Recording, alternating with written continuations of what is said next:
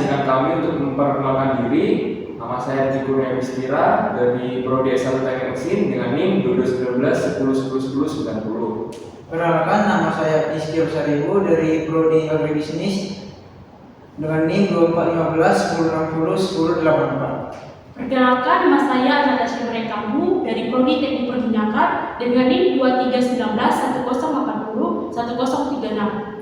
Perkenalkan, nama saya Gabriel Siva Syaraho dari Prodi Agribisnis dengan NIM 2415 1060 1090. Perkenalkan, nama saya Bisa David Siombing dari Prodi S1 Teknik Sipil dengan NIM 241910101025. Selamat menonton.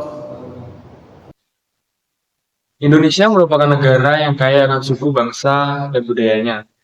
Hal ini mengharuskan kita sebagai warga negara Indonesia untuk hidup dalam lingkungan yang majemuk dan beragam. Terutama kita sebagai umat Kristiani dan sebagai warga negara Indonesia yang baik, kita juga harus ikut andil dalam mewujudkan kehidupan kerukunan beragama. Seperti kita melakukan dialog, kerjasama, maupun kegiatan sosial yang mewujudkan toleransi dan cinta kasih. Namun seringkali dalam kehidupan yang majemuk ini kita menghadapi berbagai masalah atau bentrok dengan lingkungan yang majemuk, seperti adanya oknum khusus yang mengakibatkan perpecahan dalam kehidupan kerukunan beragama. Dalam video ini kami akan membahasnya lebih lanjut. Di sini saya akan menjelaskan kronologi dari kasus ini. Kronologi ini dimulai pada hari Minggu malam tanggal 5 Mei 2024, di mana sejumlah mahasiswa dan mahasiswi dari Universitas Pamulang melakukan doa bersama di kontrakan mereka, yaitu doa Rosario.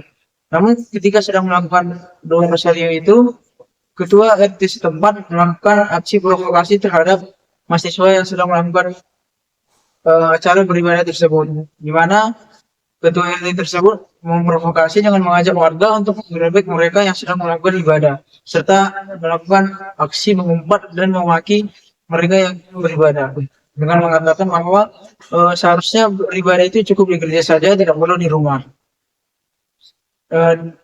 Mengikuti aksi provokasi tersebut, masyarakat pun ikut menggerebek para mahasiswa tersebut. Nah, aksi gerebek yang dilakukan oleh masyarakat ini akhirnya menjadi aksi kekerasan, di mana ada sejumlah mahasiswa yang melakukan aksi kekerasan beberapa bulan, dan juga ada beberapa mahasiswa yang mendapatkan luka akibat terkena serangan senjata tajam. Akhirnya perselisihan panas tersebut pun berhenti karena para mahasiswa tersebut memilih mengalah dan pergi untuk menghindari masalah selanjutnya. Sekian dari kronologi yang saya jelaskan. Terima kasih. Baik, di sini saya akan jelaskan tentang penyebab terjadinya pengeroyokan mahasiswa Universitas Pamulang tersebut. Karena mahasiswa Universitas Pamulang tersebut melakukan doa Rosario secara bersama di salah satu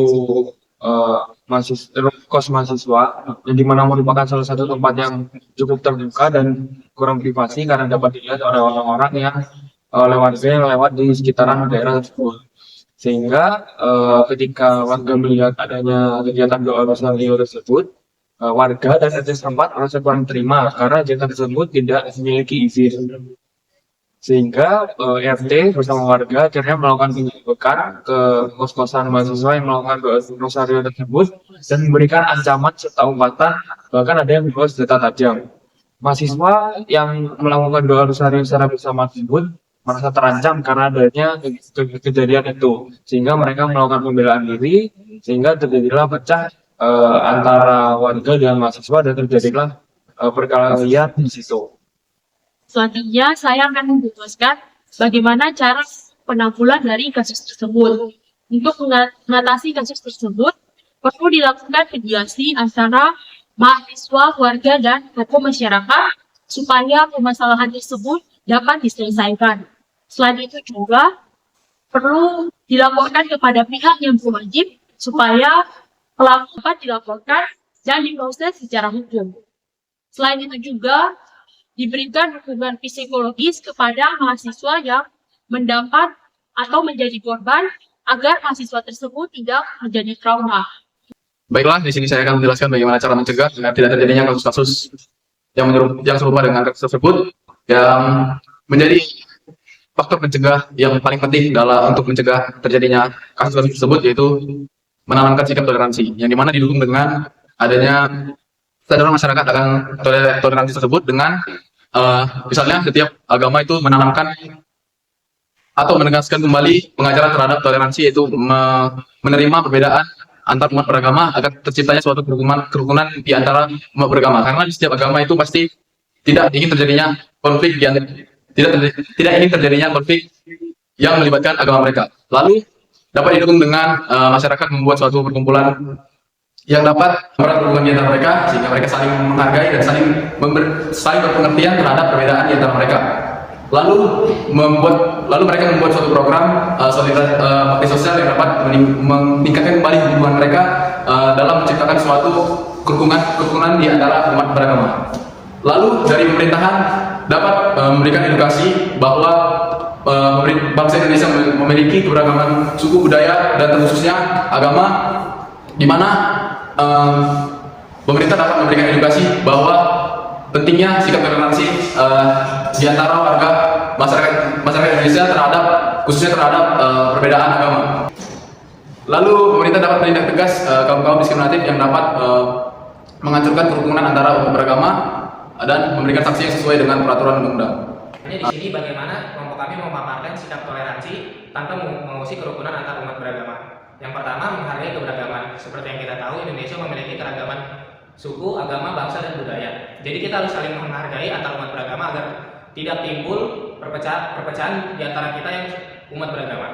Yang kedua adalah penggunaan kata yang bijak. Saat kita sedang berbicara dengan antar umat beragama, sebaiknya kita menggunakan kata yang sopan dan bijak agar tidak timbul perselisihan antar umat beragama. Yang kedua adalah terima kritik dan saran. Jika kita dikritik atau orang lain memberi saran terhadap kita, sebaiknya kita menanggapi dengan baik dan mengindahkan tegurannya, bukan malah kita mengelak atau melawannya agar tidak timbul perpecahan di antara umat beragama. Kesimpulan, kita sebagai umat Kristen memang menjadi umat minoritas di Indonesia. Namun, bukan menjadi penghalang bagi kita untuk terus melakukan ajaran kasih, dan bukan menjadi pendorong bagi kita untuk melakukan tindakan balas dendam atau kekerasan ke umat lainnya. Karena dalam kitab sendiri bertuliskan dalam Kolose 3:13-14, sabarlah kamu seorang terhadap yang lain, dan ampunlah seorang yang lain apabila yang seorang menaruh dendam terhadap yang lainnya. Di sini kita diajarkan untuk tidak menanamkan dendam kepada saudara kita, maupun biarpun kita mendapat kekerasan, karena mereka melakukan itu karena ketidaktahuan mereka dan kurangnya rasa toleransi mereka. Lalu dalam Ibrani 12:14, di sini mengajarkan kita untuk berusaha hidup dalam damai antar umat beragama. Kita sebagai orang Kristen jangan menjadi seseorang yang memicu keributan, namun menjadi orang yang menanggulangi keributan tersebut. Lalu dalam Matius 22:39, di sini mengajarkan kita untuk memandang perbedaan sebagai hal yang baik, bukan memandang perbedaan sebagai hal yang dapat kita kecilkan.